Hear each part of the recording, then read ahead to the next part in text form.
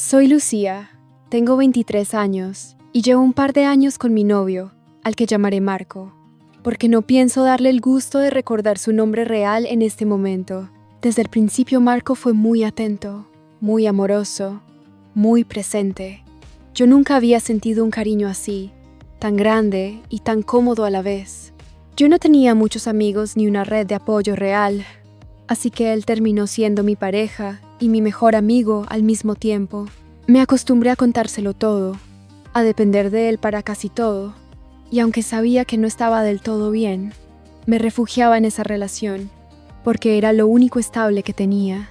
Pero hace un tiempo, todo empezó a ponerse raro. No sé si les ha pasado que empiezan a ver detalles que antes no estaban, comportamientos chiquitos que no encajan, silencios extraños, el celular boca abajo. Pues así me pasó. En una semana, él empezó a cubrir su pantalla cada vez que escribía, como si estuviera escondiendo un tesoro o como si yo fuera una intrusa. No dije nada. Yo no soy de revisar celulares, pero cuando me dan motivos, mi intuición se vuelve un animal salvaje que no me deja dormir. Un día descubrí su clave. No fue planeado. Fue de esas cosas que ves sin querer, cuando alguien desbloquea muy rápido y la mano se mueve lento. No iba a revisarlo, pero tenía esta sensación en el pecho, este nudo, esta angustia que no me dejaba ni comer. Y lo hice. Entré a WhatsApp y ahí estaba, un chat con una tal Valeria. Comencé a temblar, literalmente temblar. Los mensajes no eran explícitos tipo te amo o mi amor, pero sí había coqueteo, conversaciones íntimas, respuestas rápidas, emojis que yo no veía desde hacía meses. Yo leía y sentía que me dolían los ojos, como si mi cuerpo supiera la verdad antes que mi mente. Justo en ese momento, Marco volvió a casa. Tenía el celular en la mano y se lo puse enfrente. Le dije que me explicara. Entonces empezó el festival del gaslighting. Me dijo que ese chat no era suyo, que él no sabía quién era esa mujer, que yo estaba malinterpretando todo, y antes de que pudiera preguntarle otra cosa, llamó a su amigo, al que llamaré Eric, para que confirmara. Y Eric, como buen cómplice, dijo que Marco le había prestado su WhatsApp a él para hablar con esa chica, por un tema que no me podía decir. Yo fui tonta y no miré las fotos, ni verifiqué nada. Él se enojó porque le revisé el celular, como si eso fuera lo verdaderamente grave de la situación. Pasaron los días y seguía igual, tapando, escondiendo, escribiendo a escondidas. Así que volví a revisar. Esta vez sí iba con la intención de mirar las imágenes. No había nada porque claramente borró todo antes de llegar, pero mi intuición me decía algo, y normalmente a mi intuición le hago mucho caso. Mi corazón me gritaba que ahí había algo que no cuadraba. Encima, una chica, excompañera de trabajo de Marco, a la que yo ya le tenía desconfianza desde hace tiempo, me confirmó que Marco, sí, le había escrito hace meses. Si ya lo hice una vez, ¿por qué no lo haría 2, 3, 20? Marco se volvió más cariñoso de repente, como si quisiera convencerme con besos de que no había nada. Y cuando las cosas parecían ir bien, de nuevo me dejaba de lado para mensajear en su celular y se ponía celoso de cualquier hombre que se me acercara. Yo sabía que algo estaba ocultando y, para colmo, yo dependía de él, no solo emocionalmente, sino también económicamente. Él ganaba más y me ayudaba con cosas de la universidad. Él estaba mejor parado que yo, y eso, sin quererlo, me hacía sentir atrapada. Y por si fuera poco, Marco tiene enfermedad celíaca. Para quienes no sepan, es una condición donde el cuerpo no puede procesar gluten. Si lo consume, se inflama, le da dolor, diarrea, mareos, fiebre, puede terminar hospitalizado. Y yo era la que lo cuidaba. Le preparaba comida especial, revisaba etiquetas y lo asistía cuando enfermaba. Todavía que yo hacía todo eso, Él me estaba viendo la cara. Aunque traté de convencerme de que estaba loca, de que estaba exagerando, que tal vez no estaba pasando nada, no podía. Mis noches eran una espiral de pensamientos que no se detenían. Mi corazón sabía algo que yo todavía tenía que comprobar. Y fue ahí cuando se me ocurrió la idea que lo cambió todo. Una noche, hablando por nota de voz con mi amiga más cercana, a la que llamaré Rebeca, le dije: siento que Eric sabe todo lo que hace Marco. Ella también lo intuía. Era demasiada coincidencia que siempre estuviera disponible para cubrir a Marco, que siempre tuviera la historia lista, que siempre confirmara lo que Marco decía, aunque no le diera sentido. Así que surgió el plan, un plan maestro. Marco tenía una fiesta grande, con varios conocidos, y cada quien podía llevar a más amigos. Eric iba a estar ahí, y yo también, claro, pero había un detalle. Ni Marco ni Eric conocían a Rebeca en persona. Solo le había platicado un poco a Marco de ella, porque nos hicimos cercanas muy rápido. Cuando nos hicimos amigas, ya tenía problemas con él, y no tenía razones para contarle detalles respecto a mis amistades. Así que el plan fue que Rebeca se colara a la fiesta, y fingiríamos que no nos conocíamos. Literalmente actuaríamos como extrañas en el mismo lugar. La misión de Rebeca sería simple: seducir a Eric de forma ligera, sin verse obvia, para que él, intentando lucirse, soltara información. Sabía que funcionaría porque Rebeca se parece mucho a su ex, pero aquí está el truco. Ella debía mostrarse interesada en Marco, no en Eric, para activar su ego, para hacer que se sintiera en competencia. Y los hombres, cuando quieren demostrar que son mejores que otro, sueltan todo. Rebeca ensayó cómo preguntar sobre Marco sin verse sospechosa. Yo repasé mi papel. Ignorarla, no mirarla, no dirigirle la palabra. Solo esperaría su mensaje. Tenía que ser perfecta la actuación. El día de la fiesta llegó. Yo tenía el estómago hecho nudo. Rebeca entró poco después de que la fiesta entrara un poco en calor. Nadie sospechó nada. Yo fingía estar ocupada en mi celular, pero en realidad estaba vigilando desde lejos. Y funcionó. Eric, creyendo que era su oportunidad de pavonearse con Rebeca, empezó a hablarle. Ella le seguía la corriente sutilmente, como si tuviera interés, pero sin dejar que él se sintiera demasiado confiado. Y cuando la conversación llegó al punto que esperábamos, Eric cayó solito en su trampa.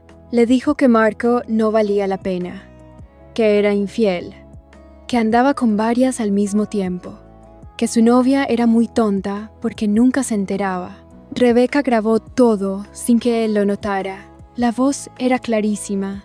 La música de fondo apenas se escuchaba porque Rebeca lo llevó a un rincón. La confesión era perfecta. Cuando vi a Rebeca salir de los baños y me mandó la grabación por mensaje, sentí que me faltaba el aire. Era la confirmación que necesitaba. Era una prueba. Y ahí supe que iba a terminar con Marco. No porque por fin tenía pruebas, sino porque, a estas alturas, aunque hubiera sido mentira, yo ya no podía vivir con esa angustia diaria. Mi paz mental valía más. Esa misma noche, cuando llegué a casa, escuché 1000 excusas listas en mi cabeza, porque ya sabía cómo era Marco. Siempre tenía una historia, un truco, un giro, un llanto conveniente. Al día siguiente, lo cité en un café. Marco llegó sonriente, como si nada. Me abrazó, me preguntó cómo estaba y dijo que me veía linda. Y yo lo miré, como quien está viendo por última vez algo que ya no pertenece a su vida. Le dije que sabía la verdad, que sabía que me engañaba, que sabía que Eric lo encubría, que sabía que incluso Valeria, la chica del chat, lo encubría también, diciendo que solo eran amigos. Le dije todo. Marco empezó con su show habitual, que yo estaba loca, inventando historias, que todo lo que yo veía era producto de mis celos. Luego dijo que él jamás me traicionaría, que cómo podía dudar de él justo yo, que había sido su todo, pero esta vez Yo no lo dejé manejar mi cabeza. Saqué mi celular, abrí el audio, le di play. Eric diciendo clarito que Marco era infiel, que tenía varias, que yo no valía nada para él. Marco se quedó pálido y aún así tuvo el descaro de intentar culparme, de decir que yo estaba paranoica, que no era lo que parecía, que estaba sacado de contexto. Yo lo miré sin decir nada, porque ya no hacía falta. Y ahí, frente a mí, Marco explotó. Se levantó de golpe. Me dijo que estaba harto de mis dramas, que yo solo sabía arruinar cosas, que él no tenía por qué aguantarme, y se fue, así solito, como si yo le hubiera sido infiel a él. Pero la historia no terminó ahí. 3 días después, me mandó un mensaje como si nada, con un hola hermosa, que casi me dio risa, tal vez creyendo que todavía tenía algún poder sobre mí. Pero yo ya había vivido mi duelo. Lo dejé en visto y lo bloqueé.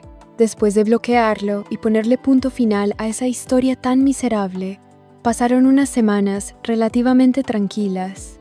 Y no pensé que volvería a escuchar nada relacionado con ese círculo tóxico. Pero la vida es curiosa. A veces lo que te lastimó termina destruyéndose solo, sin que tú tengas que mover un dedo. Y eso fue exactamente lo que pasó con Valeria, la mujer con la que Marco me engañaba. Yo no la conocía en persona, solo era un nombre en un chat lleno de mentiras. Pero su historia terminó explotando.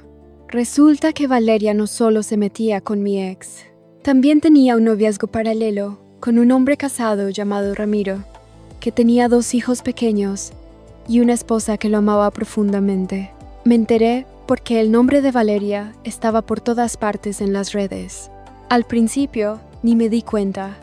No lo relacioné, pero cuando vi su foto, supe perfectamente quién era.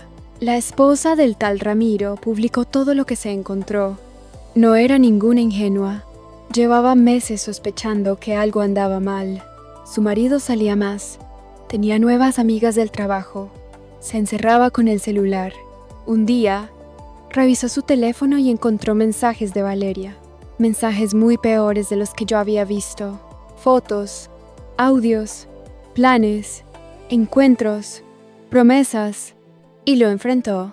Él primero lo negó, luego lloró y luego terminó confesando. Fue cuando la esposa los expuso, con nombre, apellido y fotos. La subió a Facebook, a TikTok, a grupos de su colonia, a donde pudo, y la historia explotó en cuestión de horas en nuestra ciudad. Yo me enteraba por capturas y videos que me enviaban amigas que ni saben la mitad de mi historia, porque yo jamás mencioné su nombre a nadie. Pero ahí estaban los comentarios. Valeria X, la rompehogares del año, no conocen límites, no le importa destruir familias. Yo solo veía desde afuera, como una espectadora que ya no tiene nada que ver con ese circo, pero que ahora entiende perfectamente el tipo de persona que estuvo metida en su relación. Lo más irónico es que Marco también salió raspado. Entre toda la funa, alguien reconoció a Marco en una foto antigua que Valeria había subido hace meses en sus historias y puso en destacadas. No decía mucho, pero sí se notaba que había algo entre ellos. Y como el internet es rápido, empezaron a atar cabos. Y aunque no se volvió viral, dentro de ciertos grupos, la gente empezó a hablar, a recordar chismes, a traer historias antiguas. Marco había intentado quedar como víctima conmigo y como santo ante sus amigos, y ahora ahí estaba su nombre, arrastrándose en medio del desastre de Valeria. Y yo, en paz, no voy a mentir, ver todo eso me hizo sentir una mezcla rara de emociones, una confirmación silenciosa, como si el universo me dijera, ¿ves? No estabas loca, no estabas exagerando. ¿No eras tú? Eran ellos, porque yo ya no quería saber nada de él. Pero ver cómo se caía el teatro entero de esa gente que me hizo sentir que estaba delirando fue liberador. Yo no moví un dedo, fueron ellos solos. Lo último que supe de Valeria fue triste. Después de unos días de caos, Ella borró o privatizó todas sus redes. Luego hubo rumores de que se cambió de ciudad, que había terminado sola y perdió su trabajo. No sé qué sea verdad y qué no, pero la historia se apagó tan rápido como explotó. Y yo cerré ese capítulo definitivamente. Ya no les guardo rencor. Cada quien se destruye solo, ¿no? ¿Creen que hice bien en no involucrarme y solo observar cómo se derrumbaba todo? ¿O debí decir algo? Hola, si llegaste hasta aquí, suscríbete, dale like y comparte. Nos ayudarías muchísimo. Nos vemos en el siguiente Chismecito Anónimo.